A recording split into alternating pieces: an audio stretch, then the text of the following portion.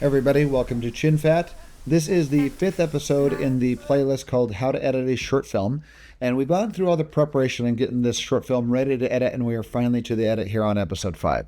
So here we're going to go over just the basics of editing, show you how to get your individual shots down into the timeline and how to do it in a manner that is telling the story in the proper order here. And we went through this last episode where we talked about it's good to have these hand in hand, to have your scripty line sheet for scene number 1, and also your script supervisor continuity log that describes each shot in detail. One important thing here that we're going to be using at the end is the dolly shot into the baby monitor. It's a Dutch angle with voice singing to the baby with the whole song. So they actually had the actor on set, and she was singing the whole song as they dolly in and out of dolly push into the baby monitor. And they did this so they get the waveforms on the baby monitor as they're going up and down to match the voice as it sings. So this actually syncs sound, and it ended up being 4 minutes and 47 seconds long. A lot longer than about 2 times the movie length, just so they did it in one take, but they kept kind of pushing in and out of the baby monitor a couple times just to make sure that they got the entire thing. That being said, let's go back to our project window here. I like to start out in what's called assembly layout here. So window, workspace is, if you're in a different layout, let's go to a different one here. Let's go to the editing layout and show you the difference. So this is our editing layout with our project window, our source monitor, our sequencer timeline, and our program monitor. I've mentioned this in an earlier episode. If you want to jump to the different windows here, see how you get the blue highlight whenever you jump to these different windows here? You can do it by a shortcut on your keyboard, hitting Shift-1, which takes you to your project window, Shift-2, which takes you to your source window, Shift-3 takes you to your timeline, and Shift-4 takes you to your program monitor. That being said, let's go up to Window. We're going to go to Workspaces, and we're going to go under Assembly. That's also found over here in this little pull-down tab right there, this Workspaces tab. Pull that down, and we're going to go to Assembly Layout. This gives you basically three major spaces to work in. One's going to be your project window. One is your source window, but this shares the same area as your program monitor. So those are side by side, tabbed to side by side. And then you have your timeline down here. And if you do the same shortcuts, Shift-1 goes to the project window, Shift-2 goes to your source window, Shift-3 goes to your timeline, Shift-4 goes to your program monitor.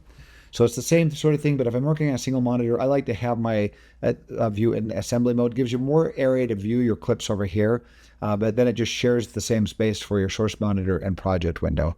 So I'm going to start off by going to my Scene 1 folder, which contains basically all the shots that we need, and double click on it. It will open that bin up in its own tab here. When I open up a scene tab, I'd like to have my project window under list view. That's this little icon down here at the bottom left-hand corner. And the next is the icon view. The icon view I like to reserve for my bin. So I like this in list view. Let's show you icon view here. See, I kind of don't like it like this. I like it in list view where you can arrow down and quickly see and peek into these folders, see what's in these folders by quickly arrowing that down, and then by expanding that and then collapsing it there. And you can see what's in those folders quickly without opening another tab. Otherwise, you double click on the file, it opens it up in its own bin tab. Notice we've got our project tab and our bin tab. Now I'm going to go down here and I'm going to say, let's show this in icon mode. Before we do that, what I want to do is I want to arrange this is my list, what's called list view sort. Right now I'm in list view, and I want to do my list view sort as name. That will put everything in order, in alphanumerical order here, doing it by name rather than by frame rate, or one of these other ones over here. Now when I go to my icon view, you can tell this to use the list. Right now, the way it is by default, if you go down to this little hamburger tab at the bottom, the sort icons, you click on that. Right now it's on user order. So it will have this in order from left to right, then drops down a row and goes left to right, then left to right, then left to right. That's the order that it goes in. User sort's going to organize things in the order that things were used, in the order that you were using things. It'll rearrange those orders. I don't like that. I like to go up to the sort icons and tell it to use your list view sort. Your list view sort is set to, go back to it, name. It's arranging by name. So when you go here, you're telling it to mirror that to view sort. I'm going to go to sort icons and say list view sort, and then everything will be put in alphanumerical order from left to right, going down to the next one, left to right, down to the next one, and so on. Since I have some extra space here, I'm going to go down to the little slider here and increase my thumbnail size here. Then you can use your mouse to kind of scroll up and down here if they get so big that you need to look at the ones down below. You can just scroll down, or now you can scroll down and look at them. I like to have it where I can see almost all my icons. It depends on how much footage you have in your in your folder here. Okay, let's go to the script here and read the script. Right here, the room is typical suburban room with a nice large bed, dressers, nightstand, bookshelves, and TV. In the bed sleeps Dad, a man in his 30s, and sporting a nighttime t-shirt, bundled up in blankets, his eyes are shut, and lightly snores. That's meant to be the establishing shot right there. We do have an establishing shot, this wide pan right here, and we have a close-up of the monitor and the master for the opening scene. And you can choose whatever you want, whatever you think works. But I'm going to start on this wide pan, which is SE1. So I'm going to go back and find scene 1E, which is right here, and I'm going to go 1, 2, 3. Let's look at our script supervisor continuity log, and it says that 1E, take number 3 is the best one. So I'm just going to jump right to that one. Scene 1E, I'm going to arrow down. I'm going to try to use all the shortcuts as much as I can. If you're in your project window, which is Shift 1, you arrow down. I'm going to go down to Shift to 1E, take 3. Hit Shift O will open it up, as in the letter O, not the number 0. Shift O will open that up. And now it automatically jumps to my source monitor and has a blue outline around it. So now I can hit, remember JKL, I'm going to hit LLL a few times to fast forward and watch to where it starts panning. So LLL, fast forward, and I'm going to hit K when I'm ready to stop. And K, right there. I'm going to get it just a little bit back, J to rewind, right about there. I'm imagining fading in right here on this shot as it's panning. So I for endpoint. So now to put an endpoint right there, so I want it to start right there on that frame, I'm going to hit the letter I for endpoint. I and the letter O is I and O for in and out point. So I for an endpoint is set right there. Let's set an out point. I'm going to press play, my space bar, or you can hit L to go 100% forward and watch this shot.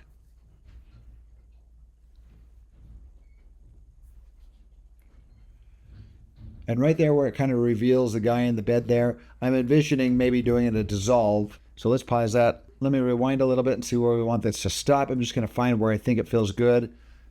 Maybe when it starts to move around a little bit. Right there. I'm going to stop there. I'm going to dissolve to another clip here. I'm going to dissolve to a close-up with the baby monitor. So I'm going to O for out point. So right there, I've selected that portion of the clip right there. And I'm in my source monitor, lets you set in and out points. The source monitor is a clip viewer. So I've got an in point, out point, and the program monitor shows what's in the timeline, which is nothing right now. So let's go back to my source monitor, Shift 2.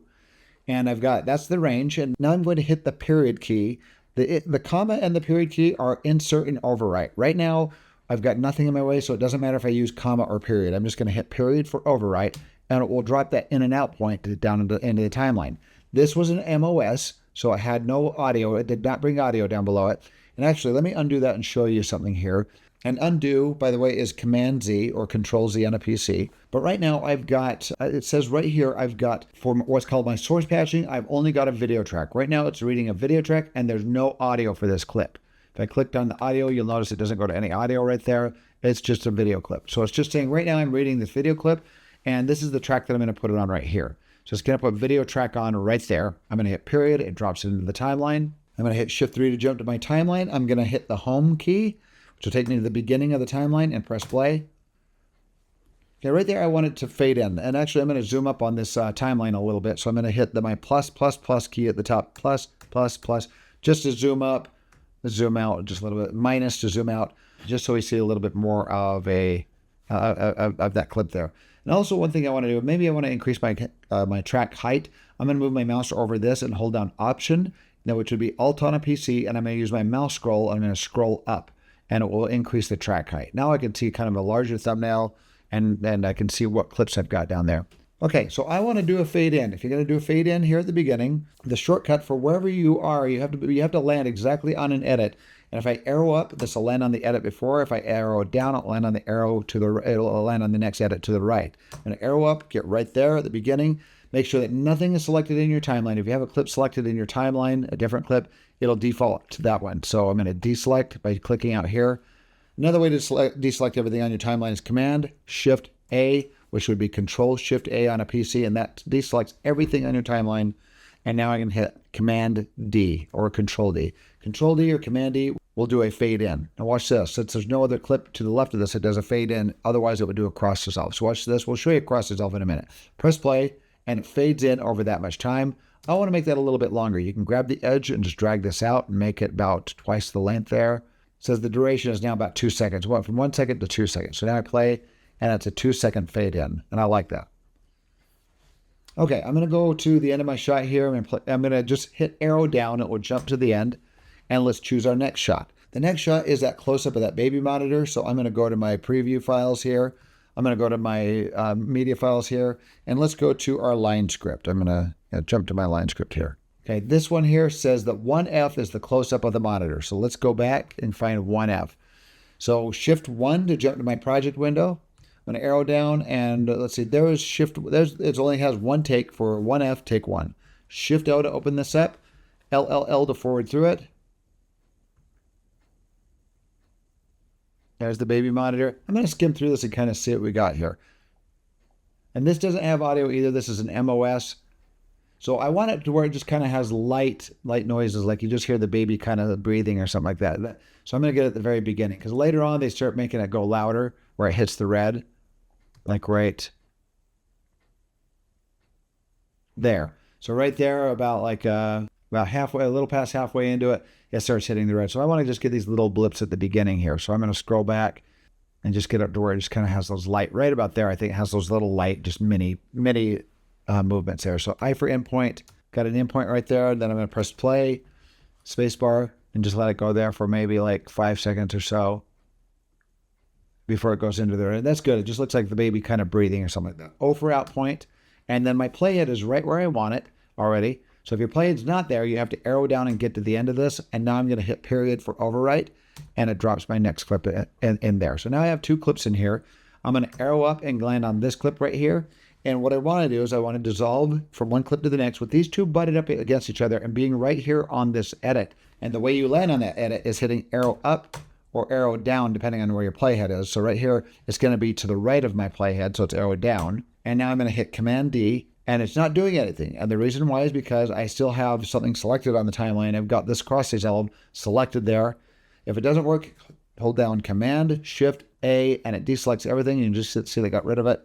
Or Control Shift A on a PC, and now Command D adds a cross dissolve. And now this will fade from one clip to the next. So watch this. And maybe want that a little bit longer. I can grab this, drag it out. Let's do about 2 seconds as well for this one. I want a little bit of a slow fade. That looks good. And then I'm gonna just kind of time it out in my head where I think I need it goes back. I'm gonna cut to that dolly shot, which is right here. So this S1 master, I'm gonna cut to this as it dollies in toward our subject. If you look at this once again, shot. Let's see, take 3. It dollies from wide to medium shot of the dad as it pans to the monitor to reveal the baby crying. All right, so let's do this a couple more times here. I'm going to arrow down, land at the end of this. So that's where I want my next shot to go. Shift 1 to jump over here, and I'm going to go up to scene 1, take 3, which was that master shot. Shift O to open it up in my program monitor. Let's hit home to go to the beginning of this clip. LLL to fast forward. And I'm going to get ready to hit K to stop. Right when it starts delling. Right there. Okay. I just want this already. I want it moving when it cuts to this. I don't want it holding still and then start to move. Just my personal preference. I want it like to dissolve as it's moving, like right there. So I'm going to hit I for endpoint. Play. We get close to the dad here. And right here is where the baby's going to start crying and screaming. Right there.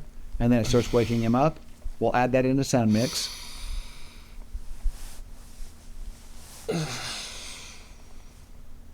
And then the baby starts crying really loud right here. And then he really decides he's going to get up. But first he starts going like, oh, I don't want to get up. Then the baby starts screaming. So it starts kind of crying, and then it starts screaming. So what I want to do is I want to cut to the baby monitor when it starts screaming. So let's do this. We'll just hear the baby kind of crying here, and then it will cut to a close-up, and then the baby starts screaming. So I'm going to rewind a little bit, J. So I'm rewinding. Okay, well, I want the pan to reveal, and then I'm going to decide where I want to cut on the fly. Maybe right there. He settles in a little bit more, like he sighs, and then I want all of a sudden start screaming. So we're going to hit O for out point. My playhead is exactly where I want it. Period to drop it into the timeline. Shift 3 to jump to my timeline. And let's zoom out a little bit. Minus, so you can see all the shots. There's all my shots so far. And now we're going to cut to that close-up of the baby monitor when it peaks into the red. So Shift 3.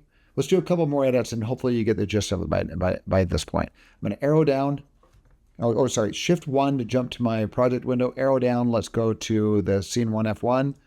Scene 1F, take 1. Shift O to open it up. And let's watch for those red peaks here. There's a little bit of one, but I want that. It's kind of smashing a red peak. Like right there. There's like a little pause before, almost like the baby's taking your breath, and then just goes, and then peaks. So I'm going to do this. I'm just going to get it kind of bouncing just a little bit right there. I for endpoint. Play. It does a little bit of a hit, and then it pauses, and then it screams. So let's get a little bit more. I'm going to J to rewind. Let's just get a little bit longer. I can trim it later if I want to. Maybe a little bit more pre-roll there. I for endpoint. And it's going up and down, and then it stops and screams. I like that. Okay. I like that timing. And then it cuts back to him waking up like, oh, okay, I got to take care of this. So O for out point, period, to drop it into the timeline. And that's an MOS, so it didn't bring the sound to it. Let's show you one other little thing here. Let's go back to the shot. That's going to be arrow up to scene 1, take 3, Shift O. And right when I start screaming, we're going to watch for him moving here. And let's do that moan. And so right where I start screaming, I rewound, got it right to the beginning. I hit J and rewound. I for endpoint, play. All right. And then he says, all right. Now he realizes, yeah, I got to get up. My baby's not going back to sleep. All right. And right here, he's just putting on a slipper. So I'm going to cut there, O for out point. Now, one thing out here, you'll notice, before when I was doing MOS, it only had one source patch down here that was video. But now it's got video V1 and A1. Let's increase my track height, move it over this gray area, hold that Option or Alt on a PC and scroll up. And I'm going to drop his clip right down here. And notice, but A1, it's going to put on the same track right here. This is telling you where you want to put video track 1 and video track 2. See, if I video track 1 and audio track 1. And if I move those like I just did there, watch what happens. I hit period. Right now, I don't want to do it. There's no reason to have them put on those tracks. If you're doing some compositing or layering where you're cutting it to a close-up for reaction shots, then you can do it. But for now, don't need to do it. So I'm going to undo, put it to these closed-in tracks right there, and hit period to drop it on the timeline. One more shot, and then I'm going to continue doing this assembly cut till the end, and then we'll go on to the next step of editing, and that's the fine-tuning. All right, so I'm going to cut to him putting his slippers on, which if we go to this sheet right here, let's go to our line script. Right here is our slippers, so Scene 1C. So Scene 1C, Shift 1 to jump to my project window, go down to right there, take 1, Shift O to opens up the slippers. Last time I viewed it, I went to the end of it. Let's go J to rewind. J to rewind. And maybe get it right where his feet are coming down like this. Right about there. A little bit of pre-roll. I for endpoint. Play. Puts his feet in his slippers. O for out point. So I've got that section. My playhead is right where I want it. Period to drop it into the timeline. And let's do one more shot. Now we're going to cut. We were on this wider shot before of him sitting up like that. And then we went to his slippers. And now we're going to cut to a close-up here. So I'm going to hit end and go to the end of my timeline. Put it right where my playhead needs to be. And I want that shot that's kind of in front of him. That is, the close-up of Dad straight on. So it's just like straight in front of him, sits up, and it's a close-up. So we're going to use that one right there. So it is Scene 1D. So if I hit Shift 1 to go to my project window, arrow right, there's Shift D. Shift O to open it up. Let's forward through this, LLL. Get ready to hit K. And let's see if he does this several times. He does one.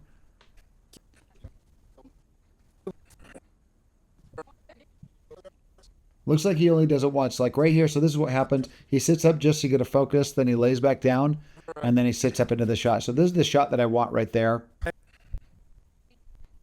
And then he hears the baby crying. So here he rubs his eyes, and he says, All right to the baby. And then he hears the wife's, supposedly his wife singing there, and he looks down to the monitor, looks back up, and says, Thank you, honey. Thank you, honey. So we want this shot right here where he first rubs his eyes and says, all right. All right. I don't know. So I'm going to come back to him when he's already in the middle of rubbing his eyes. So maybe right about there. I for endpoint. So it's like while he's putting on slippers, he starts rubbing his eyes. All right. And then he notices that the wife starts singing, so he looks over. O for out point. I'm gonna keep doing this till I get the assembly edit done from beginning to end. The assembly edit is just kind of that first kind of rough, just get everything down in the timeline, kind of in the order that you want to tell the story. And then we can start kind of cleaning things up and fine tuning things. And that's going to be what the next episode on is, cleaning up, fine tuning things, and coming down on the timeline and getting what's called a rough cut, or what would be called a picture lock. Eventually, what would be called a picture lock. Picture lock means that you're going to move it into the sound mix and the color grade. And then one last thing before we end here is, one thing that you want to do is, while you were playing, you want to make sure that you're saving progress.